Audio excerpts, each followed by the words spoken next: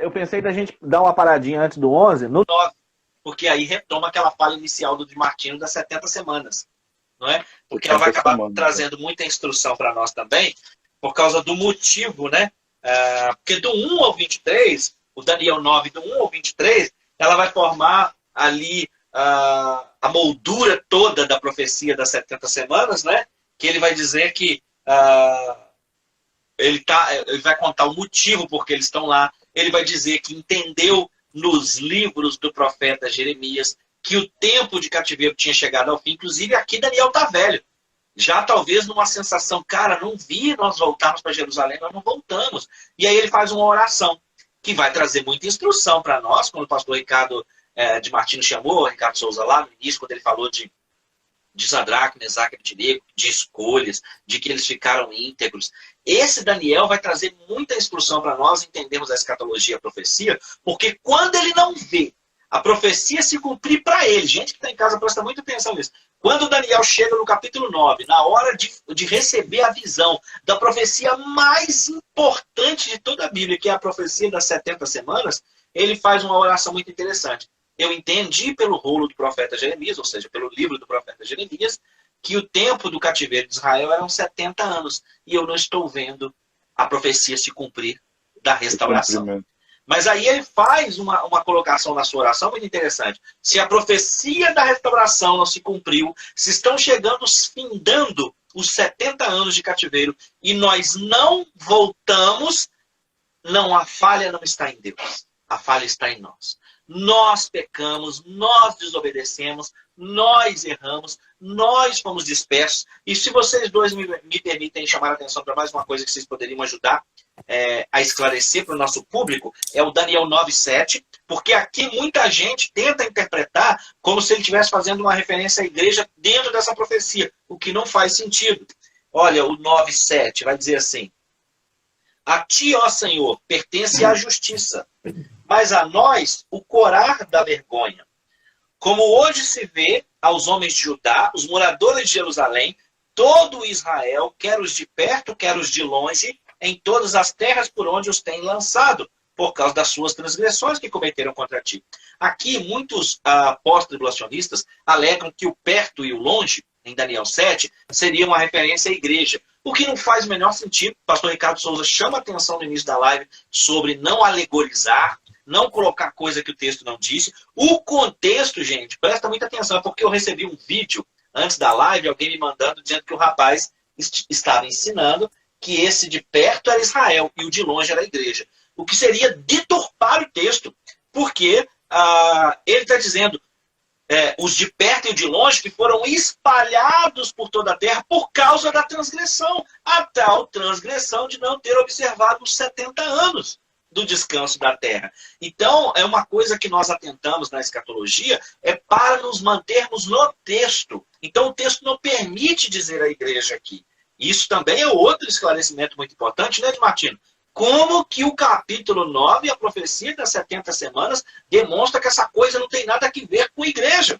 Assim como dissemos no início da live. Então, esse capítulo 9, do versículo 1 ao 23, ele vai formar essa moldura, trazer uma série de esclarecimentos, mostrar que esse de perto e de longe não tem nada a ver com a igreja. E então ele chega, o anjo Gabriel, e diz as palavras que o Martino falou ali. Cara, você é muito estimado no céu. Muito estimado? Não voltei, a terra não voltou. Ele disse, mas eu saí para te fazer entender a visão. Sabe, entende isso. Desde a ordem para restaurar e edificar os muros de Jerusalém, vão se passar 7 semanas. Depois das 7 semanas, mais as 62 semanas, o seu Messias vai aparecer e vai ser cortado. E vai ser morto e não será mais. Depois, um povo do príncipe que há de vir vai surgir aí e vai fazer uma aliança, vai destruir a cidade e o templo, e esse príncipe fará uma aliança por 7 anos. Então, para o pessoal que está em casa, nós chegamos aqui, então, na profecia mais importante, porque Cristo é o Messias, príncipe, mas há um príncipe que há de vir depois dele. Por que ele é o Messias, príncipe, e há um príncipe que há de vir? Porque ele é anticristo, porque ele se opõe a Cristo, tanto no sentido de opositor a Cristo, como está no lugar de Cristo. E ele, então, fará essa aliança por 7 anos. Aqui desmistifica um monte de coisas, né, gente? Podem comentar aí. Mas é muito forte. Uma confissão, né? Quer ir, pastor? Não, não, pode falar. Eu só disse que, na verdade, esse texto aí tá na confissão de Daniel. Ele está confessando. Eu não gosto de espiritualizar assim todas as coisas, não, mas essa questão de pré e pós-tribulacionismo tem um cunho espiritual muito forte. Por quê? Nas minhas 29 evidências, que eu, inclusive vai ser até tema da escola bíblica, a minha segunda evidência já são as 70 semanas de Daniel.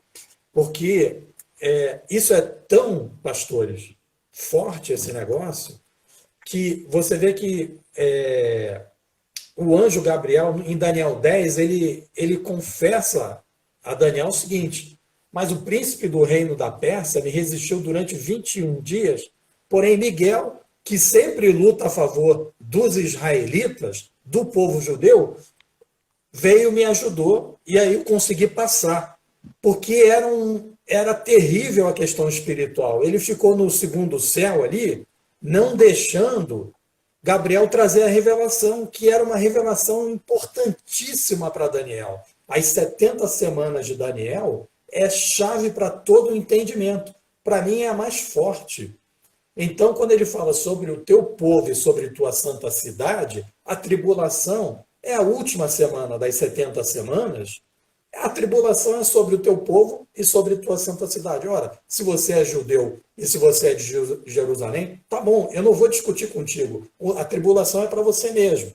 Agora, se você é da igreja querendo colocar a igreja no meio dessa confusão, essa confusão não é nossa. A gente não pegou em pedras quando Jesus começava a falar.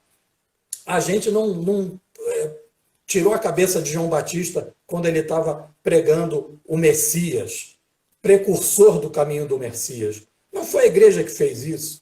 Então, o cunho espiritual é tão forte, a revelação é tão verdadeira, que o anjo Gabriel foi impedido pelo reino da Pérsia. É uma batalha espiritual tremenda que eu queria colocar também no meio da discussão aí.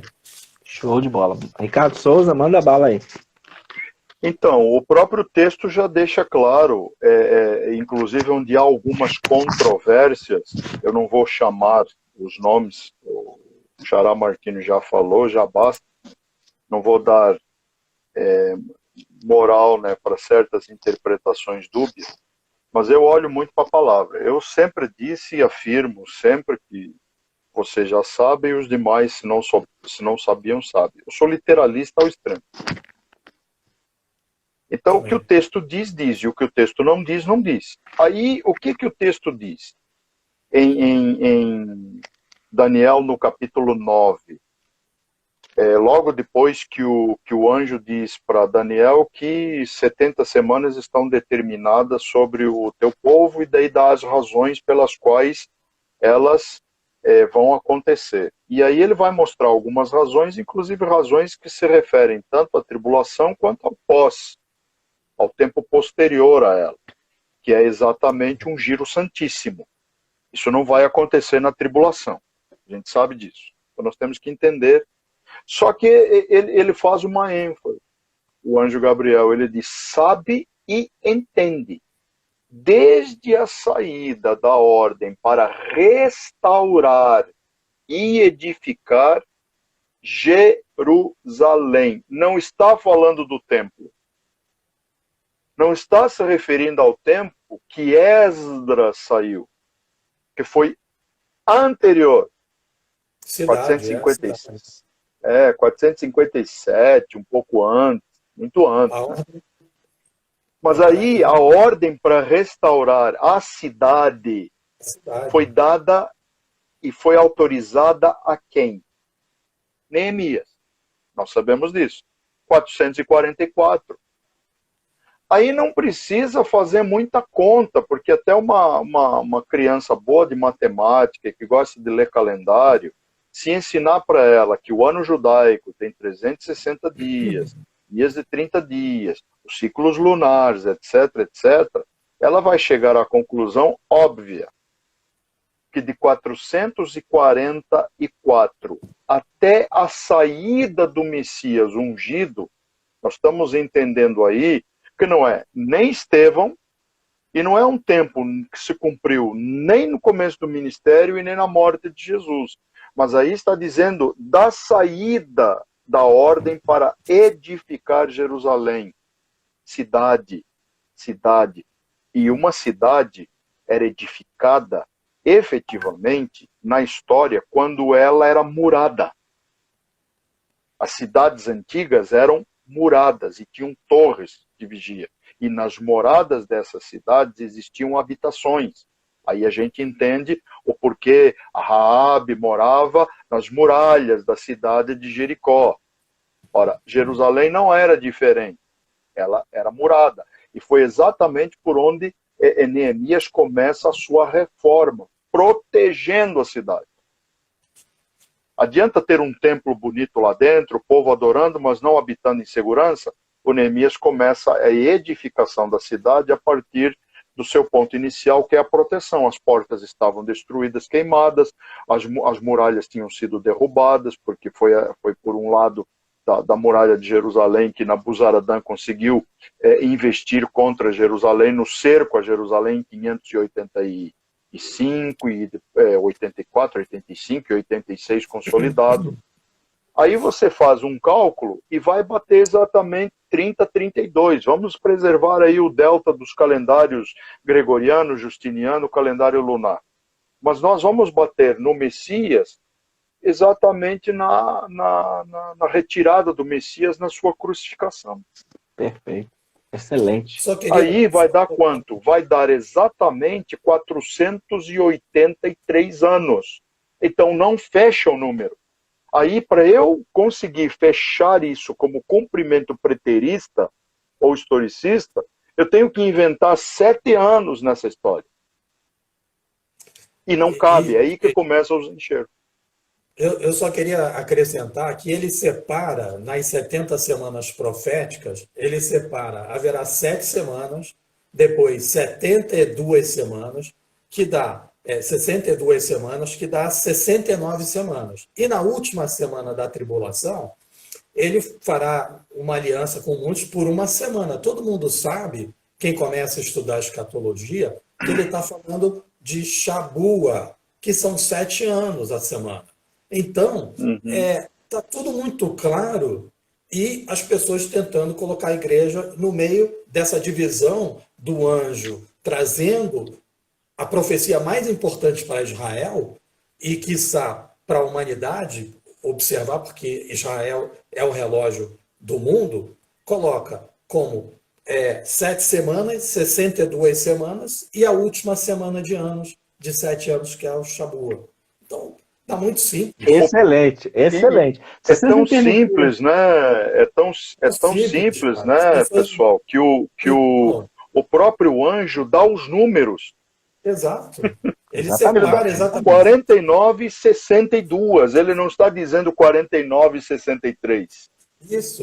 Vocês estão vendo agora uma coisa? Por que é que eu tentei botar como slogan no meu canal a coisa de, ou nas lives todas que eu faço, o que dizem as escrituras. Se você fizer, o cara falou, mas vai passar, não vai passar, mas isso, mas aquilo, e se você devolver pro cara assim, para você que está em casa aí assistindo, o que dizem as escrituras. Quando você devolve para o cara essa pergunta, ele é obrigado a ir para o texto. E quando você vai para o texto, aí o pastor Ricardo Souza traz essa questão para nós, que ele sempre fala nas lives, literalista ao extremo. Está no texto. O texto diz. Isso que o pessoal tem que entender em casa, para não ficar alegorizando o texto. Se vocês me permitirem ainda também, eu tô com um galão de querosene aqui.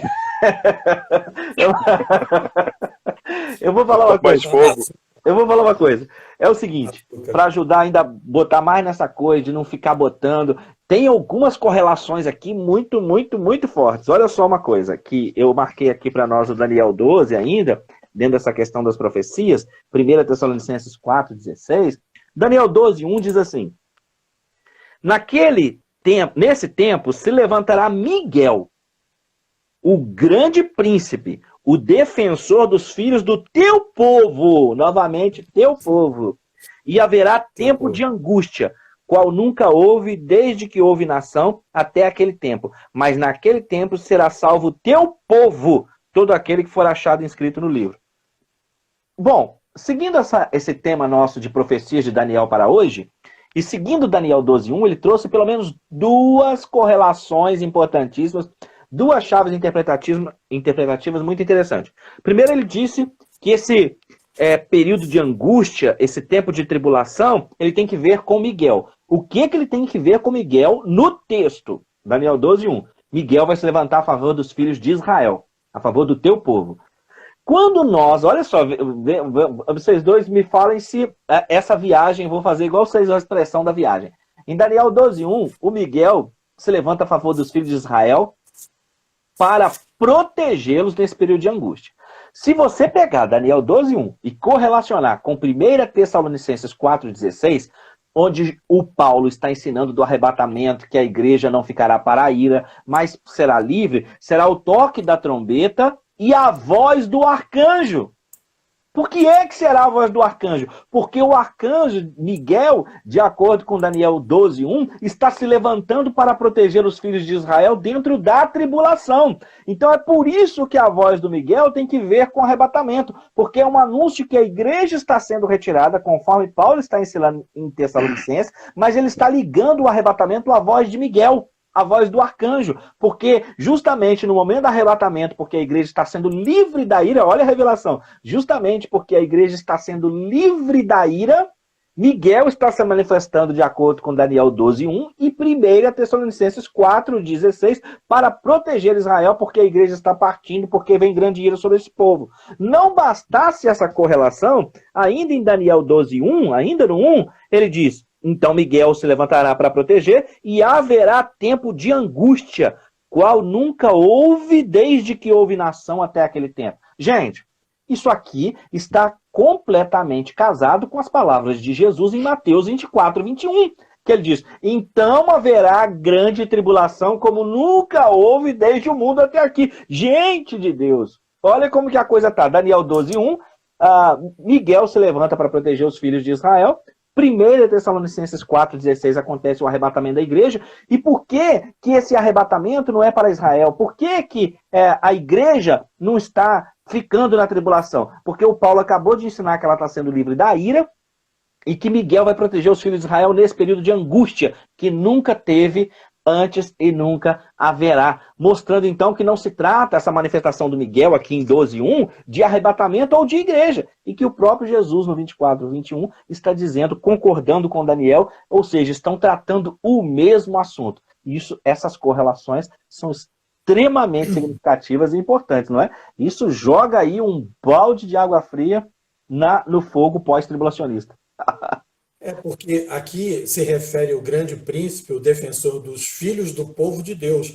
E Gabriel está tratando do povo com Daniel, identificando ele como o povo de Deus. E exatamente. Aqui é um cenário de tribulação alto nível. Desde que existem nações até aquele tempo, jamais houve um tempo assim. Quer dizer, aí as pessoas falam, não, porque a igreja primitiva foi perseguida. Gente, não aconteceu e jamais vai acontecer no mundo um tamanho juízo de Deus. E aí está aí o povo de Deus correlacionado. E Miguel, que tipifica sempre defendendo Israel, sempre Miguel é aquele que vai defender Israel. Isso demonstra, Ricardo Souza, que vai falar agora, como que as profecias de Daniel, olha, eu suponho que agora esteja fazendo sentido para muita gente que está em casa, qual é que é a importância do profeta Daniel e por que que esse tema aqui, ó, profecias de Daniel para hoje. Olha como que nós temos história, que o pastor Ricardo Martins é live de história também. Então, olha como que nós temos história e tem profecia. É história e escatologia. É bugre com emoção. Porque você vai na história, você volta na escatologia, você vai na profecia, você entende por que é que Paulo está mencionando Miguel em 1 Tessalonicenses. Como que ele pode, olha só, gente, como que ele pode estar mencionando Miguel no versículo 16 do capítulo 4 de 1 Tessalonicenses? Como que ele pode estar mencionando Miguel em conexão com o arrebatamento? Porque o arrebatamento retira a igreja e deixa Israel. Porque o Miguel, em Daniel 12:1, está se manifestando para proteger Israel na angústia, na tribulação, que nunca houve tempo igual, nem tampouco haverá. Olha como que as coisas... Então, Paulo está falando, por isso, gente, que ele vai usar aquela expressão lá no capítulo 5, depois ele vai dizer, nós que somos do dia, eles que são da noite. Paulo vai o tempo inteiro, nós e eles. Ele vai separar o tempo inteiro, o grupo que é arrebatado do grupo que fica. É muita emoção para o meu coração. O mais interessante é que quando se a gente for parar realmente para analisar Miguel, nós vamos encontrar Miguel em várias frentes.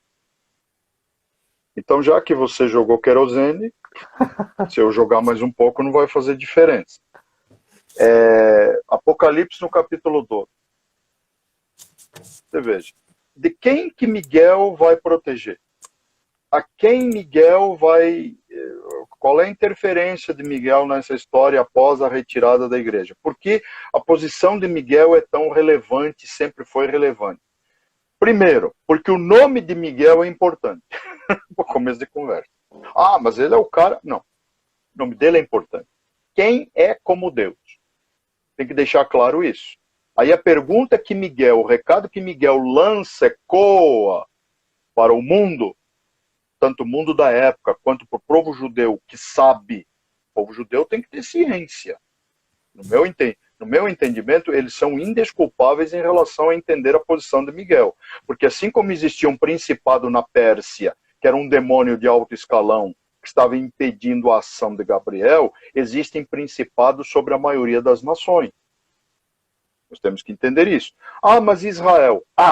Israel também tem um príncipe. Só que um príncipe sobre Israel, para protegê-la, não é um demônio. Não é um arcanjo caído.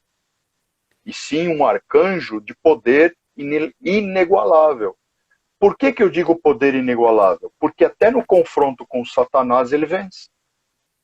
Então, se Satanás acha, se as nações acham que Lúcifer, Satanás é poderoso, não conhecem Miguel. Pronto.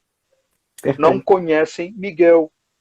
Porque se conhecessem Miguel, saberiam que numa das principais batalhas, que no meu ponto de vista se dá lá pelos idos, na metade da tribulação, porque é o tempo de grande efervescência, é o tempo em que Satanás fica mais endemoniado do que nunca.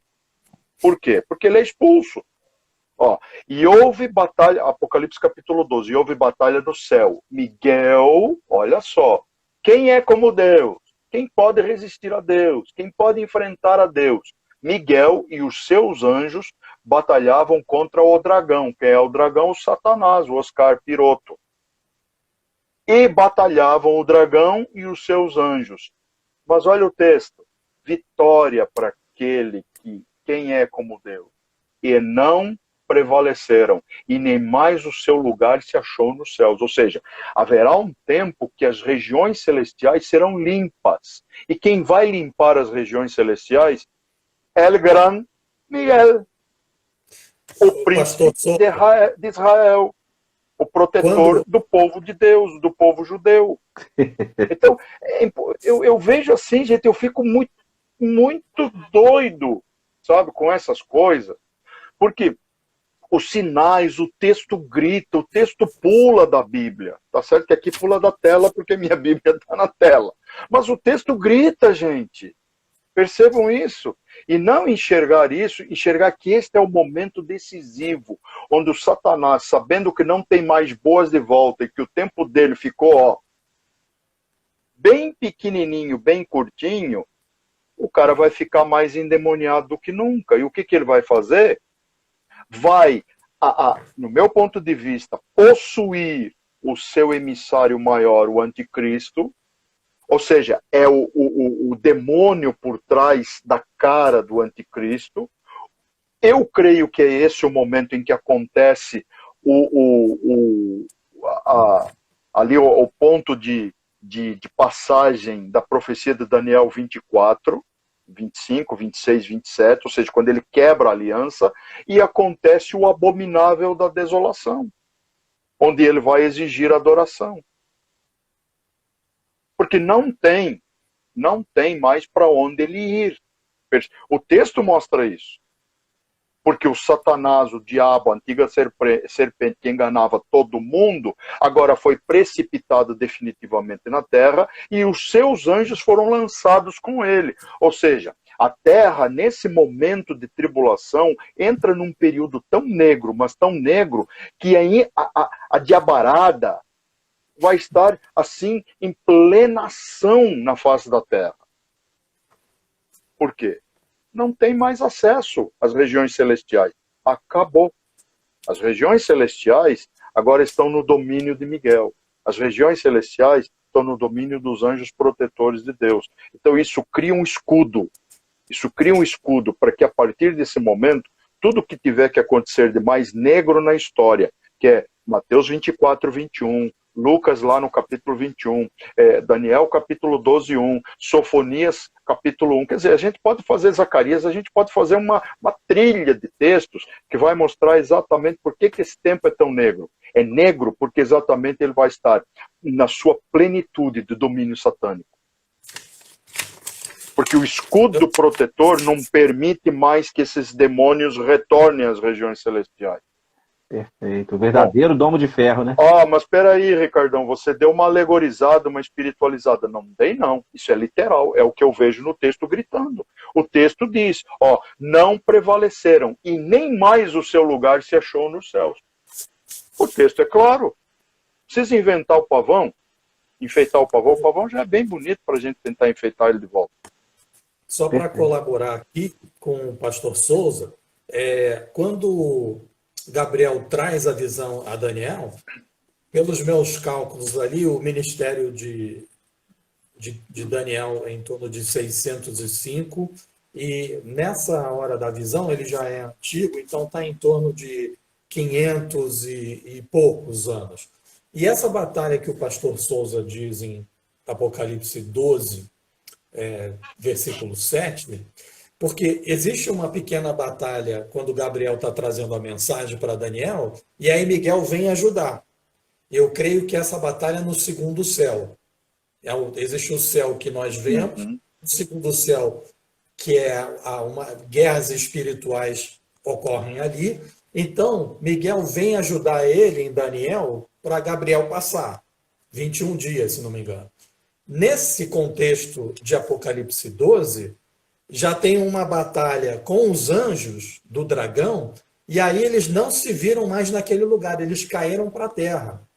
Então, eu entendo ali que o negócio está livre mesmo, espiritualmente falando, e até mesmo a questão das bodas, que deve ser no terceiro céu, junto com a igreja, mas eles não estão mais ali nessa parte intermediária atrapalhando, digamos assim, e Miguel faz o serviço completo. A noiva vai estar mais do que protegida.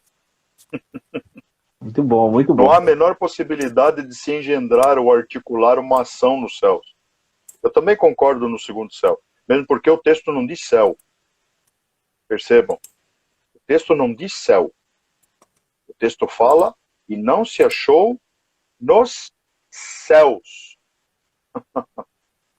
Menor possibilidade, eu concordo com o Martino. A noiva está protegida, bela, formosa, sabe? Porque toda ação diabólica vai estar concentrada nesta terra. Eu vou falar na superfície, porque no submundo eles não podem ficar lá, eles precisam vir apoiar o seu príncipe, o seu rei, o seu líder, a não ser aqueles que estão fechados no abismo para o momento oportuno, a não ser esses estão enclausurados. Quando o Apolion os liberar, aí tudo bem.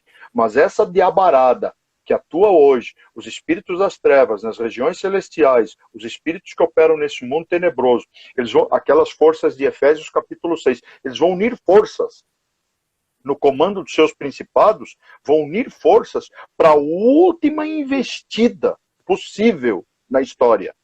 É isso aí. Porque eu nem lá em Gog e Magog, no final do milênio, eu vejo esse poder. Eu vejo que eles não têm esse poder. Mas nesse momento, eles acham que tem essa força e esse poder. Então, é a última investida. O próprio texto diz, porque Satanás, diante do pouco tempo que lhe resta, gente, ele vai investir todo o seu poder, ele vai investir toda a bestialidade das nações, ele vai investir toda a degeneração, perversidade humana.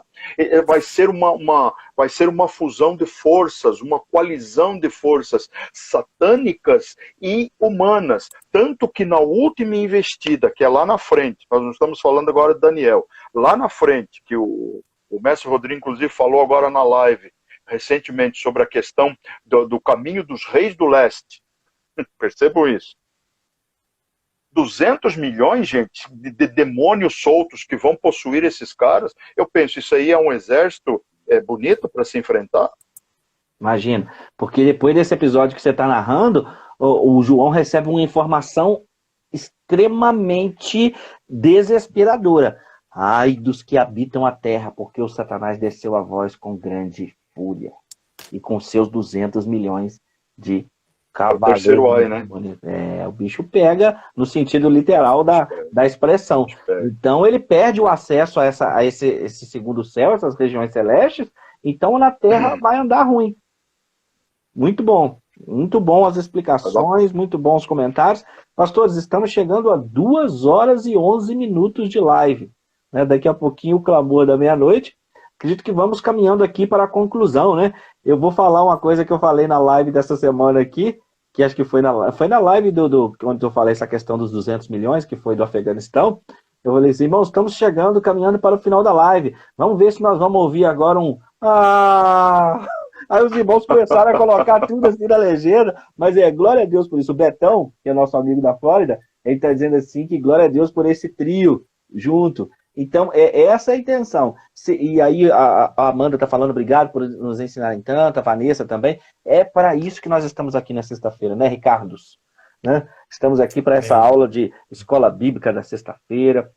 Por isso eu mencionei aquela história do debate. O debate é muito curtinho e um está tentando desfalar o outro. Aqui nós estamos podendo fazer... Ó, já começou aí, a Gislene colocou, a Regiane também colocou... Então, o Davidson está colocando aí, coisa linda, ficaria aqui ouvindo vocês a madrugada toda. Podemos pensar, se os dois concordarem, em outro momento, numa vigília escatológica. Quiçá, né? Deus prepara, né? Muita unção.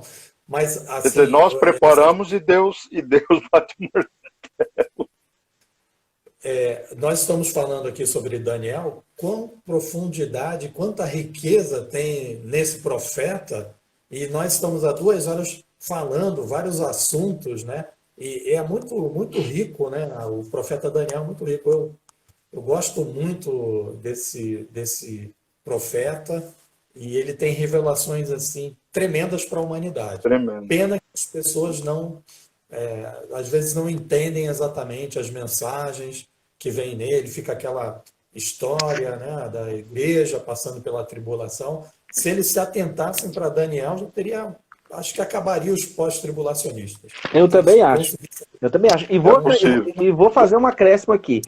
Quando a pessoa estuda o livro do profeta Daniel, igual nós estamos fazendo aqui hoje, muita coisa começa a esclarecer. Olha aqui Mateus 23, do 37 ao 39. Jesus vai lamentar. Jerusalém, Jerusalém, que mata os profetas e apedreja os que te foram enviados. Quantas vezes eu quis reunir os teus filhos, como a galinha ajunta os seus pintinhos, debaixo das asas, e vós não quisestes. Eis que vossa casa vos ficará deserta. Declaro-vos, pois, que desde agora já não me vereis, até que venhais a dizer, Baruch rabá beshen Adonai, bendito que vem em nome do Senhor. Por que Jesus está lamentando? Aqui ainda mexendo em Daniel. Por que Jesus está lamentando? Por que Jesus chora? Por que ele fica assim? Porque de acordo com as profecias de Daniel, o pastor Martino falou aí das datas, o pastor Souza também, de acordo com as profecias de Daniel, ia bater direitinho nos 483 anos de Jesus aparecendo ali, naquele período. Então, Jesus está plenamente no seu direito de expectativa, de querer que Jerusalém dissesse, olha o Messias, porque de acordo com o que Daniel disse, você é o Messias. Mas então ele lamenta. Jerusalém, Jerusalém, Por que Jesus está lamentando, gente? Porque se o povo tivesse estudando o livro do profeta Daniel, eles não teriam perdido tempo da sua visitação. Fica aqui o apelo para quem está assistindo essa live, esse momento ao vivo ou este momento salvo. Não perca o tempo da sua visitação. E para você não perder o tempo da visitação do Senhor, você precisa conhecer as profecias bíblicas, precisa conhecer o livro do profeta Daniel, porque ele vai iluminar o caminho como se estivesse num lugar tenebroso e ele fosse essa lamparina. Então, olha, Jesus está lamentando porque o povo não estudou as profecias de Daniel. Por que o povo não estudou as profecias de Daniel? Porque foi dito. Mexe com isso não. Esse livro é muito alegórico. Qualquer semelhança com o nosso tempo não é mera coincidência. E outra, pastor Rodrigo, isso é muito importante porque quando o Sinédrio começou a conjecturar se Jesus era o Messias ou não, um deles levantou e falou o seguinte: não, mas não pode vir coisa boa de Nazaré. Olha as profecias, tem que vir de Belém Efrata. Mas por conta do censo que está em Lucas, e o médico Lucas fala do censo, Jesus sai de Nazaré, quer dizer, José, o pai dele sai, vai para Belém Efrata, cumpre a profecia, depois vai para o Egito, cumprir outra profecia e volta para Nazaré. Eles não se atentaram, e talvez aí eu chamo esse censo de um drible de Deus, porque se não houvesse esse censo, talvez, não sei, o Sinédrio poderia identificar um Messias ali e talvez a salvação não viesse para nós, se fomos os gentios salvos. Porque como eles não ouviram, então ele começou a anunciar o evangelho para outros que não... É tremendo isso, é muito forte. Muito forte, muito forte. Essas questões, impressionantes, né? O povo que não era povo, essa questão do censo, brilhante, brilhante, muito bom. Pastor Ricardo Souza. Eu fico maravilhado, eu gosto muito, sabe? Eu tenho uma visão lá no meu pequeno canal, né? Eu tenho o meu estudo sobre o sermão profético. Eu queria levantar uma coisa maravilhosa. Agora eu vou falar de coisa boa, né? Apesar de você veja, nós falamos de Daniel e nós falamos num monte de entornos e nem entramos nas profundidades, sabe, de alguns capítulos que revelam as semelhanças e as diferenças existentes entre o projeto de anticristo com o anticristo futuro. O texto que fala do pequeno chifre, nem precisamos entrar nele. Mas eu creio que numa panorâmica geral a gente fez uma abordagem. Mas eu quero falar de uma coisa tremenda e gostosa, que eu gosto de enxergar isso no texto. Vocês lembram da época em que a Shekinah, ou a glória de Deus, se retirou do templo? Eu quero trazer à memória de vocês essa visão. O profeta diz que viu. Ele viu a glória sair, e a glória sai do templo, e para onde que ela vai? Gente, isso aqui me dá até arrepio. Poxa, Ricardo, mas você não é literalista? Eu sou tão literalista que eu estou vendo isso. A glória sai do templo e vai para o Monte das Oliveiras. Oh, glória a Deus. É muito forte. Quando o Rodrigo lê esse texto e diz que vocês não me verão mais, eis que esta vossa casa vos ficará deserta até que digais Baruch rabá besher Adonai. O Senhor Jesus sai do templo depois de dar a martelada na cabeça dos discípulos, dizendo não ficará pedra sobre pedra. E o Senhor Jesus sai do templo e vai para onde? Para o Monte das Oliveiras. Ele está repetindo a profecia. Acho que não me lembro se está em Samuel essa visão. Não me lembro especificamente. Queria muito lembrar. Estava tentando procurar aqui. Mas eu me lembro nitidamente que o profeta viu a glória do Senhor sair do templo, né, da época do Icabod e tal, e ir para o Monte das Oliveiras. A glória do Pai que estava no Filho estava saindo do templo, deixando aquela casa deserta. E o Senhor foi lá para o Monte das Oliveiras conversar com seus discípulos. Ele cumpriu o mesmo caminho da glória quando se retirou do templo no passado. Gente, isso aí chega a mexer comigo. Porque porque eu gosto de ver isso antes de falar do sermão profético, propriamente dito, do grande sinal do engano. Gosto de fazer essas conexões, como faço aquela conexão com a figueira que foi amaldiçoada. Para mostrar, gente, mas o Senhor Jesus amaldiçoou a figueira, mas a mesma figueira que o Senhor Jesus amaldiçoou, lá em Mateus 24, está dizendo que a figueira voltou a florescer.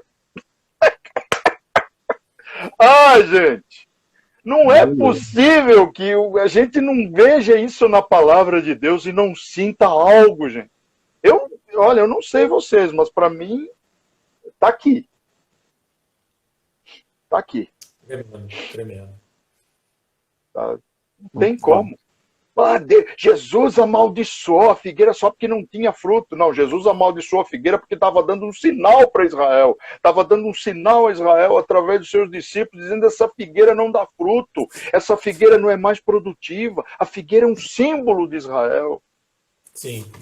Mas imediatamente depois, alguns passos depois, saindo de Jerusalém, indo para o Monte das Oliveiras, falando no seu esclarecimento profético aos seus discípulos, o Senhor disse: olhai para a parábola da figueira, olhai para a figueira. E a figueira florescendo. Mais está se uma cumprindo vez, em nossos dias. Israel, o relógio da humanidade. É isso aí. Vocês sabem que essa a live dessa segunda-feira passada com a pastora Mariângela foi sobre essa temática, né? Israel, o relógio profético de Deus. Aí falamos do sinal da figueira, então estamos todos aí alinhados. Inclusive a pastora Mariângela está assistindo aqui, ó. Ela está aí conosco na live. É muita bênção, gente. Olha, só agradecer a Deus pela vida de vocês dois, por essa contribuição imensa para as pessoas que estão assistindo, que vão assistir salva. É muito. Olha, vocês estão acompanhando lá, imagino que vocês estão vendo os comentários lá no YouTube, porque tem muita gente que não tem Instagram. Então, os comentários lá, porque eu estou pegando as nossas lives e estou colocando elas na ordem que acontecem na playlist de notícias escatológicas. E também já coloquei lá aquelas que eu fiz com o pastor Ricardo e a que fiz com o pastor de Martino. Então, o pessoal que está assistindo lá, está assistindo na ordem da coisa que nós estamos experimentando na sexta-feira, e está sendo um verdadeiro seminário intensivo de escatologia. Quero agradecer aos dois pastores, esse momento ímpar, esse momento muito especial que está sendo as sextas-feiras. E vamos, como diz o pastor de Martino, né, pastor Ricardo Souza? Deus vai na frente e nós vamos atrás, né? O Senhor, a nuvem, o pastor Ricardo Souza chamou a nuvem, a Shekinah, a nuvem vai indo e nós vamos debaixo da nuvem, muito obrigado aos irmãos todos que estão nos acompanhando, que Deus recompense a todos de uma forma muito especial. Pastor Ricardo Souza. Só um breve resuminho, não quero acrescentar, porque acho que o momento de falarmos da glória de Deus se retirar e da figueira já foi tremendo para a gente finalizar esse tema. Não dando tanta ênfase ao que é ruim, mas vamos dar ênfase ao resgate, ao que o Senhor Jesus está fazendo por nós. E é o que Ele está fazendo por nós. Exatamente isso que Ele está fazendo por nós. Não importa onde as nações estejam e onde vão dar. Não importa. O que importa é que no final de tudo, a glória de Deus se manifestará. A glória de Deus se revelará e a glória de Deus tocará os céus. Haverá um tempo de purificação, o texto fala disso, né? 1290 dias, 1335 dias, haverá um tempo de purificação, haverá um tempo de limpeza, haverá um tempo de águas saírem do trono de Deus para purificar os oceanos que estarão... A terra estará completamente contaminada, mas haverá um tempo de purificação. E nisso eu vejo a mão de Deus. E nisso eu vejo a atuação de Deus. E nisso eu vejo o livramento de Deus para aqueles que realmente conseguirem resistir à 70ª semana da profecia de Daniel. Haverá um tempo de glória para esses que não subirem no arrebatamento como noiva, mas resistirem e chegarem, atentem, aos 1335 dias da segunda fase da tribulação. Que essa seja a minha palavra de conforto, de abrigo, entendendo que no Senhor nós estamos plenamente protegidos, revestidos e guiados. Deus abençoe. Beijo a todos, queridos, que estão conosco e que continuarão nos assistindo no futuro. Glória a Deus, pastor Souza, pastor Rodrigo. Vamos orar, irmãos. Queremos te agradecer por esse momento de estarmos aqui reunidos todas as sextas, Pai, com uma mesa redonda. E como nós temos dito, Pai, que a tua glória, a tua Shekinah, o teu Espírito vá na nossa frente, administrando todas as situações, e nós estamos juntos atrás, Pai, atrás do Senhor, para ouvir a sua voz. E hoje, Pai, se alguém estiver aqui na live presente, ainda não te conhece como único e suficiente Salvador, Pai, eu suplico que os ouça hoje, não amanhã, hoje, a voz do Espírito Santo de Deus, que pode salvar, restaurar a sua vida. Não fique para o tempo da tribulação, serão tempos difíceis, difíceis. O teu aprisco é o melhor lugar para ensino, para beber das tuas águas, Pai, e nunca mais teremos sede. Deus na frente e a gente vai atrás em nome de Jesus. Amém. Amém. Amém. Glória a Deus. Muito obrigado, então, pastores.